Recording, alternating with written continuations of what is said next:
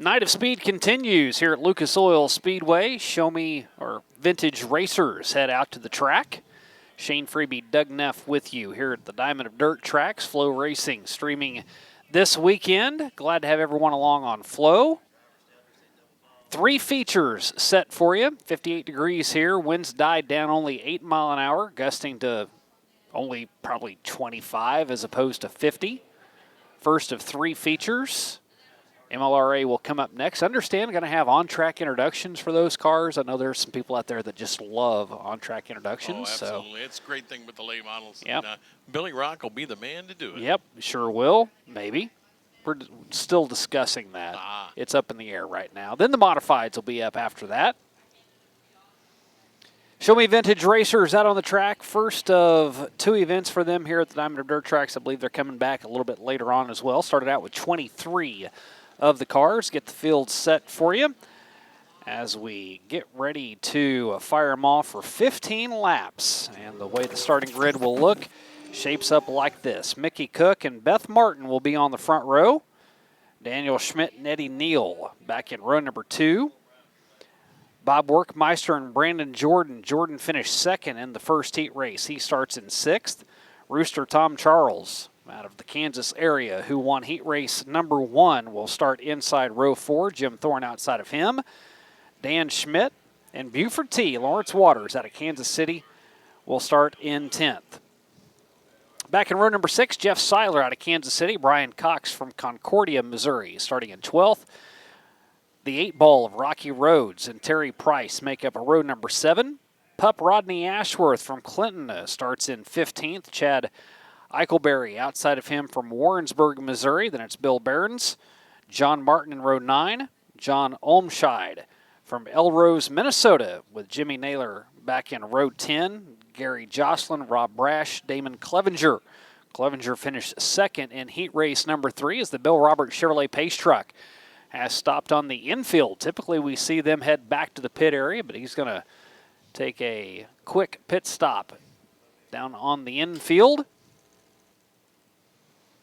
Again, special thanks to everyone for making this possible, including Bill Roberts, who has had the official Pace truck. The dealership is in the Bolivar, Missouri area, which is just about 30 miles south of Wheatland. If you've never been to Wheatland, it is almost smack dab in between Wablo and Hermitage. So if you've never heard of Wheatland, surely you know where Wablo and Hermitage are. And if you don't know where they are, then by golly, you're just not a world traveler at all. A little bit north of Bolivar. Bolivar is where Boone's Barbecue is, official sponsor of our caution flag here at Lucas Oil Speedway, and we have not seen the Boone's Barbecue caution come out too many times tonight. Knock on wood, let's hope that continues as we stay nice and green. They did a little bit of track prep again during that last intermission break. You saw some of that during our stoppage in work action here as, again, we continue on with just the wind being the major factor, especially over in turns 3 and 4. That's the direction that it's been coming from the south. And with as many laps as what are getting turned on, they're trying to get the drivers to move up on the track and work in that top side, maybe make it a little more racier for the late models whenever they come out. Field has been set for the MLRA in the season opener for them, Doug, and we have just, I think, become spoiled here at Lucas Oil Speedway with the talent that comes in, especially for the Show Me 100, the Diamond Nationals. We see some of these drivers come in for the Ron Jenkins coming up in the fall and the Spring Nationals here to start the season. But for the caliber of drivers that have come in for this weekend with the World of Outlaws and with the Lucas Oil Late Model Dirt Series all getting washed out, and it's a huge misfortune that those series have not been able to run, but it is our benefit here at Lucas Oil Speedway for the fans to be able to come in and see them. I was kind of joking around on Facebook. You know, Eldora has the dream, and they had the prelude to the dream. I kind of joked around that this is the prelude to the Show Me 100. Just a little wetting of the whistle, if you will, of what we're going to see come Memorial Day weekend, one of the Show Me 100, the tribute to Don and Billy, the Cowboy Classic, Just 3 straight days. And again, I'm hoping we actually get to run for 3 days. We haven't done that in a while. No, I tell you, and it's incredible. Like I said, the talent that comes in. But you're right. This weekend, we're seeing these guys are trying to get a little track time in here.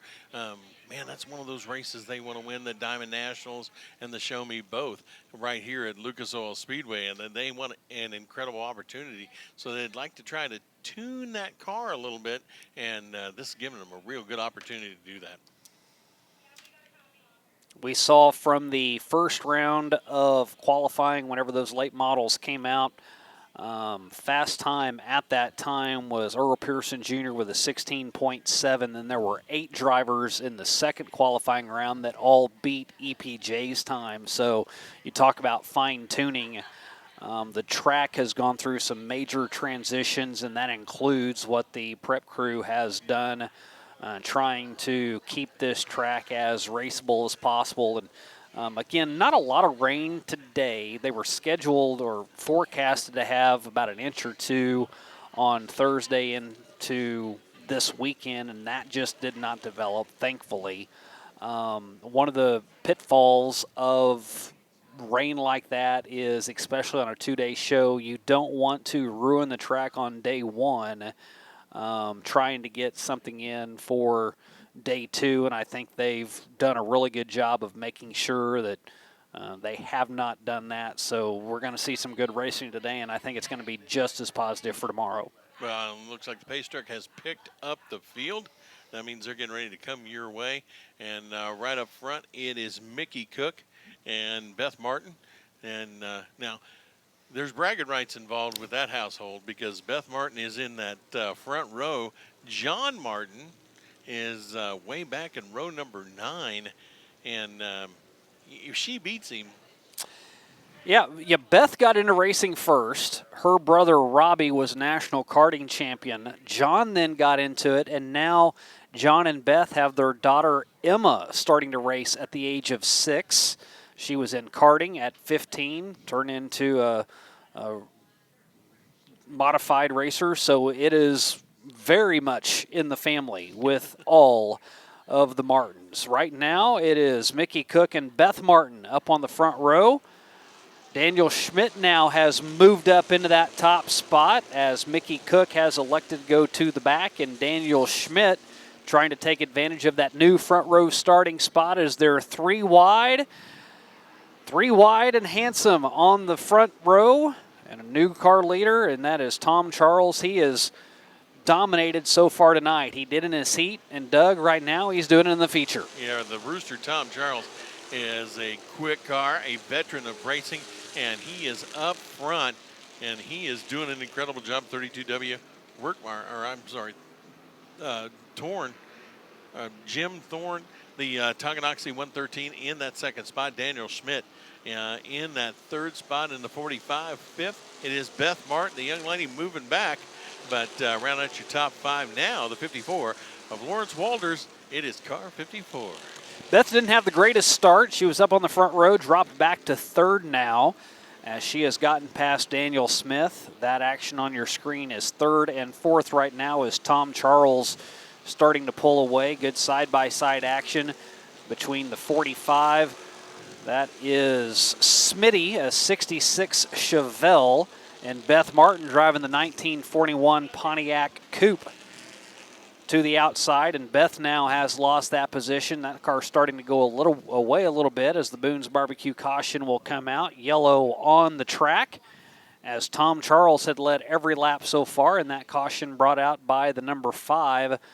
They're over in turn number 1. They're having to put the big white tire back in place as Eddie Neal out of Sibley, Missouri actually built Clint Boyer's first modified that he ran. So, speaking of a modified, there's a modified driver in the flag stand. Wheatland Outlaw Mike Striegel. Lights are out, means we're going to go green. We're right out of turn number 4 this time, Shane. Stacked up nose to tail, Tom Charles leads Jim Thorne. Daniel Schmidt dropping back to 3rd. Beth Martin is still in the mix, riding in 4th. Again, with these Show Me Vintage racers, typically keep it straight. You may see a single car incident, not a lot of contact occurs between these, and have to give out a shout to the Mickey Fleehart family. He was the elder statesman, the president of this touring series, really did so much to keep it active, make it grow, and he passed from the scene in March. So our thoughts go out to the Fleehart family as Tom Charles brings the field back to life again. 3 laps down, 12 remain here for the Show Me Vintage Racers. It is Tom Charles out front. In that second spot, Jim Thorne in the 113, the 455 of Daniel Schmidt in third. Beth Martin continues in that fourth spot. The 54, that is car 54. Lawrence Waters now moving up into that fourth spot. I'm wanting to see that battle between car 54 and the 81 of Tom Charles. Both of them are fast in their heats. That would be extremely fun to watch. Tom Charles almost more like a taxi cab with the yellow paint scheme that he has. And, of course, slower traffic there trying to get around the lapped car right now. Very slow as good nose-to-tail battle as Jim Thorne has been overtaken by Daniel Schmidt. Schmidt in the 45 has now worked his way up to second. Schmidt doing an incredible job as he comes through the 45 of Schmidt from Independence, Missouri, is looking to try to gain on the leader, Tom Charles, the 81. Macer, Kansas, he comes around. Jim Thorne now in third. Here comes Brandon Jordan. Jordan fast in his heat race. That 2D car continues to rise. Moved up to fourth. So a good run up front, and now more lap traffic starting to get into the way. Next car to go a lap down was the 02 of Jeff Seiler. And Tom Charles continues to click off some pretty good laps, right at 22nd lap times. In comparison, late models run mid-16 seconds. These Show Me Vintage Racers as a spin up on the top side. Daniel Schmidt had done such a great job of staying in the loud pedal.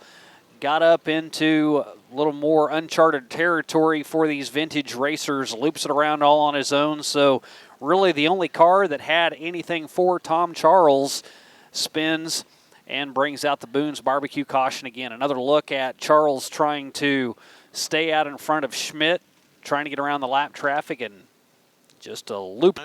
You know, I'm going to have to leave you here shortly, Shane, as we get ready to go.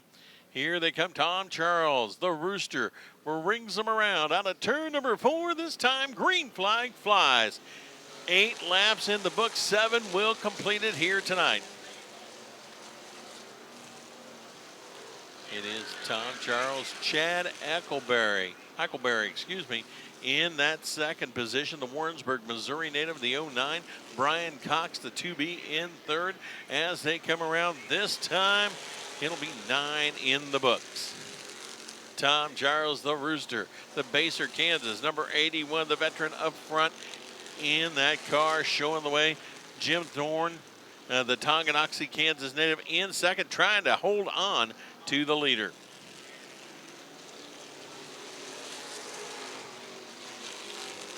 As they come around, now Clevenger has moved himself up into that third spot. Damon Clevenger, who started on tail back, has moved all the way up to third here today.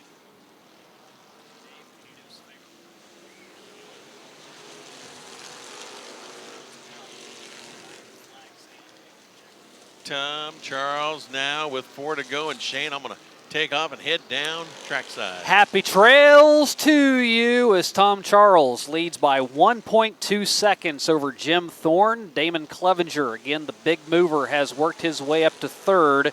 Clevenger started dead last, finished second in heat race number 3. Now he runs third, looking to pick off Jim Thorne. A little bit of a tire bump there and a spin for Damon Clevenger.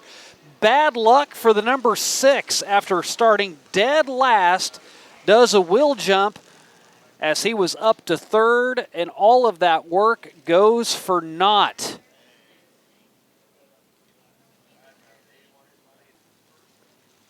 Not bad for an early season crowd, especially with the weather the way it was, all the wind that came through.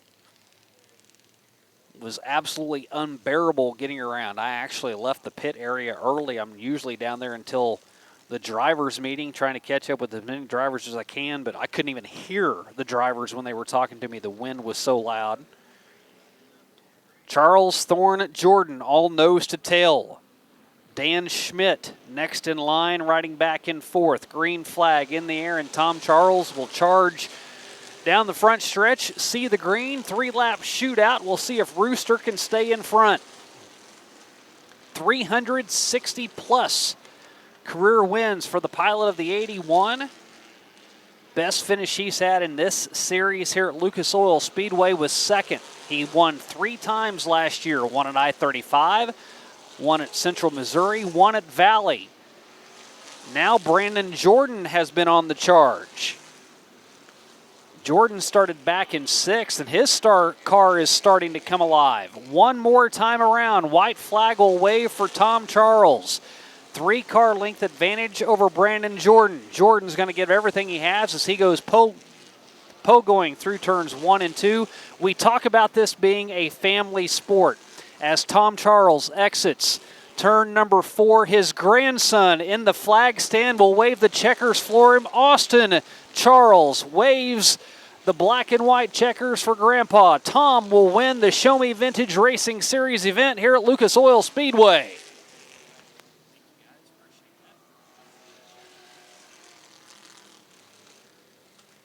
Don't know if Tom knew his grandson was going to be in the flag stand waving it for him, but he got a good look at him again there. Tom Charles wins. Brandon Jordan in second, then it's Dan Schmidt, Jim Thorne, Buford T., Lawrence Waters,